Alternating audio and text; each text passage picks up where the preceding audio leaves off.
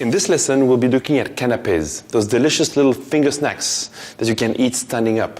And when done right, they can really get the party started. In particular, we're going to look at crostini, and we're going to also make a little mini croque-monsieur / croque-madame. But for the crostini, we need the baguette. So here, what I'm going to do is my oven is already on. And to make the croutons, all you need to do is slice slightly to an angle so that you got a little bit more surface, and then just about 1 centimeter thick.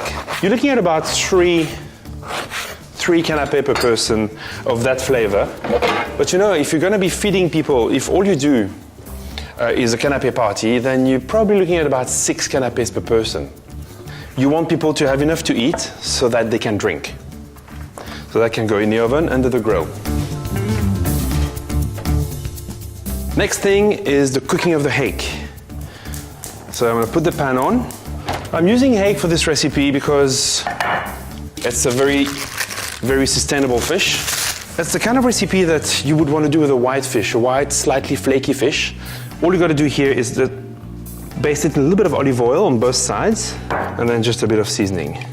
So pepper and salt. Quite a thick piece of fish, so don't be shy on the seasoning. Because I've basted it in oil, I don't really need to add any oil to this pan. It's a non-stick pan, so it won't stick at all.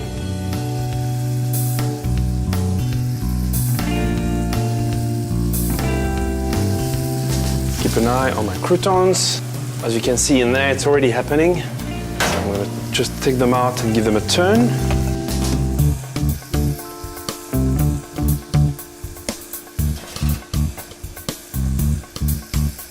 Now looking at this fish, it is more than 1 centimeter thick, and the guideline is about 3 minutes per side for about a 1 centimeter fish. So this is a little bit thicker, so I'm going to cook it a bit longer. But really a good guideline here is also to feel for things. So what you do is easy to push the fish down, and as you do that, you can actually see the flakes, and you can see that the center is still a little bit translucent, which tells you that the fish is not quite cooked yet. But I'm turning it again one more time, so you can turn it, 2 or 3 times until you feel that it's cooked. Until you feel that when you press down, it wants to flake, it wants to separate naturally. Okay, so these are ready. Now all they got to do is cool down. It's a good color, I'm happy with this. It smells beautiful, it's crunchy right through. My fish looks cooked. As you can see, if I push down, it flakes nicely. I'm just going to put it on the plate here, and really what I want to do is just allow it to cool down. Remember, this is a cold dish, so all the components need to be cold when we put it together. Best way to do this is just to put it in the fridge. Right, so on the base of the crostini, we'll have a little avocado pulp. Just going to cut the avo in half. So make sure the avo is ripe, guys. If you put pressure on the outside of the avo and you push down, you want it to feel like you were pushing into a cooked potato. That kind of give, it will tell you that an avo is ripe. Take the pip out, just put it out like this with the blade of the knife. Then, again, if the avocado is ripe, it should peel really easily. Like that. Something amazing about ripe avocado. It's got such a luscious, beautiful texture to it. I'm going to want to add a little bit of lemon juice in there. It could also be a vinegar as long as it's something acidic. What you want here is you want a little splash. It'll give a bit of a flavor, as well as it'll help the avo retain its beautiful color, just to make sure that the avo stays nice and green. Then, in another bowl, I'm going to start my sauce for the hake. So I've got a microplane here, and then just going to grate a little bit of that skin. Very sharp, beautiful, beautiful tool. What's lovely about that is it allows you to capture the essence of the grapefruit in the very, very surface of the skin without digging into that whiter skin, which is quite bitter. Lovely. So that will be for the sauce in a second. And then here, I'm going to just peel the skin with a good knife. The skin is quite thick, so what's important is that you cut enough so you can actually see the flesh. And then I'm just going to cut out the segments, and then we're going to use those segments just to garnish the crostini. I'm going to squeeze that juice into the avocado as well. Let me start with the hake. It should be cold.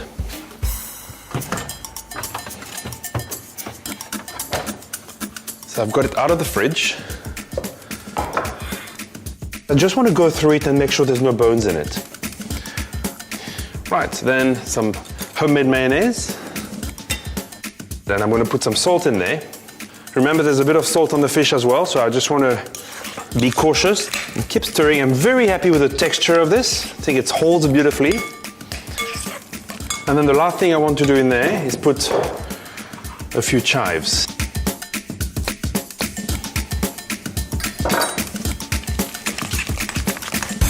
What I've got to do now, finish up my avocado. A trick for the avo, which is quite nice, is to use a whisk to crush it. You can use a fork as well.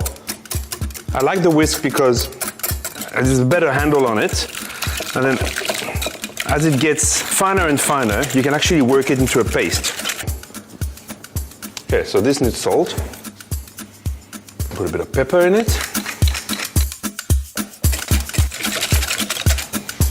Now the taste, perfect.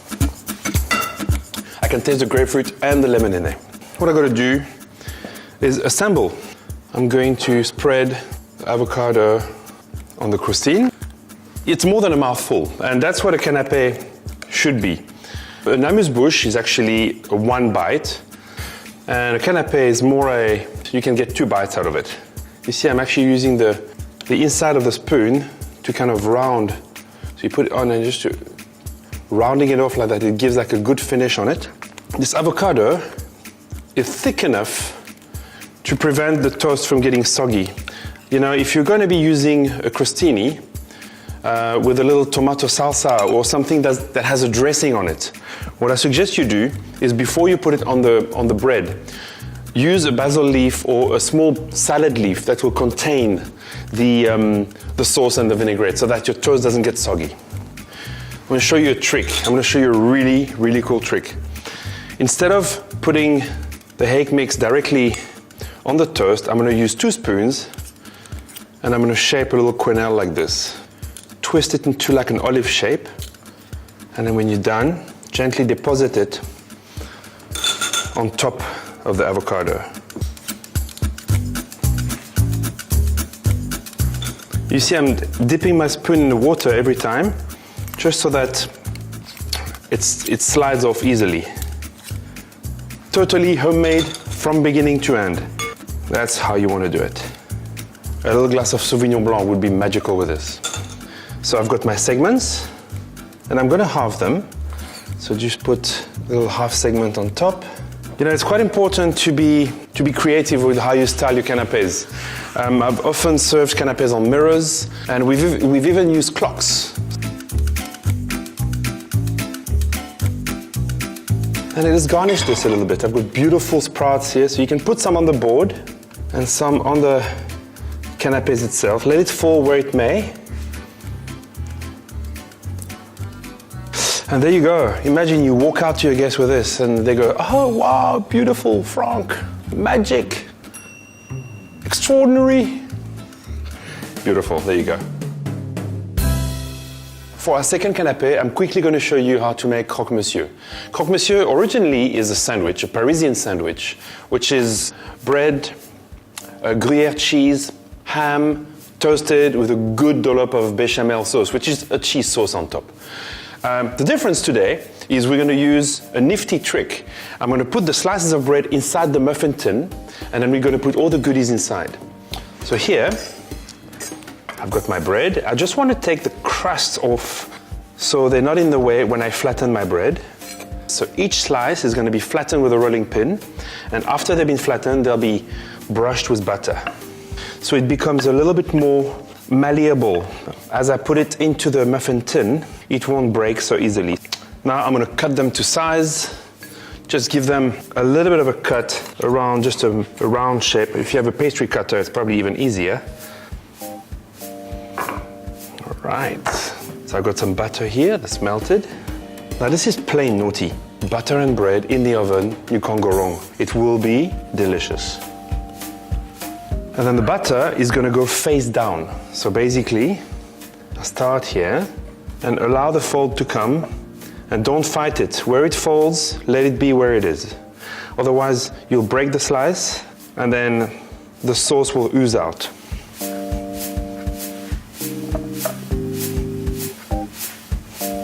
Okay, so next step is to put a bit of Emmentaler cheese and gypsy ham in the cups. Some ham. Right, then we go to the next step, which is a cheese sauce. I'm just going to use 2 spoons so that I don't have to hold the pot. That cheese sauce is going to melt amongst everything.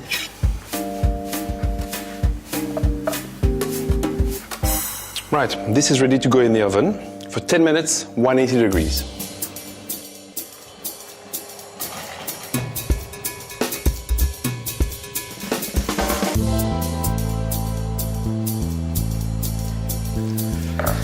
Wow.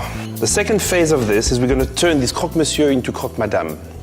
And for that, we need to put an egg on top. Now, the quail egg is a little bit different. You can't just crack it like that. It's got a little membrane inside that needs to be dealt with. So I recommend you use a very pointy knife, a sharp knife, and you can actually insert the blade delicately. Don't go too deep, otherwise you're gonna break the yolk. And then work your way around about half of the shell, and then gently crack the egg like this. I'm also putting the eggs directly into little cups because that gives me the opportunity to get in there and take out the shells, if any. And then I will put the egg directly on top.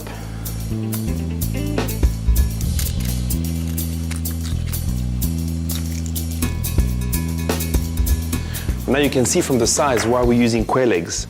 Quail eggs essentially taste exactly like normal eggs. There is no flavor difference.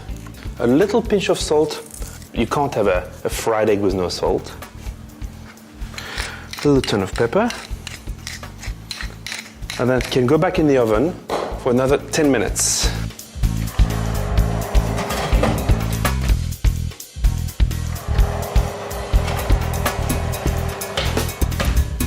Right. Okay, so these are out 10 minutes. The egg is actually perfect. You can see that the yolk is still a bit runny. And put them on the serving dish. The reason why it's called a croque-madame is because once you've cracked the egg on top, the yolk in the center and the white reminds us of a lady's hat. Here we go, a little bit of garnish on this, just to make it look pretty. Some microgreens, you can use chives if you don't have microgreens.